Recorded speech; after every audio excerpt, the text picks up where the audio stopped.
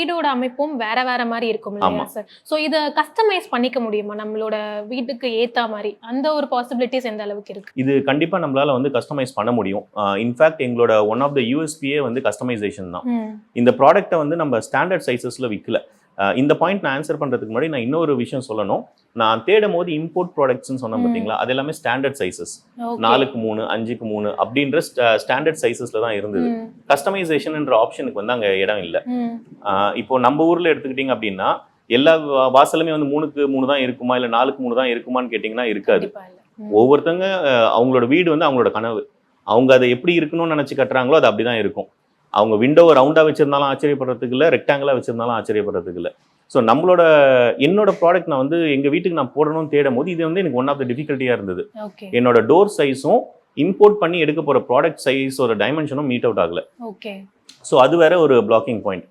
இப்போ நம்மளோட ப்ராடக்ட்டில் வந்து நான் ஒரு யூஎஸ்பின்னு சொன்னது வந்து இது ஒரு முக்கியமான யூஎஸ்பி, கஸ்டமைசேஷன்.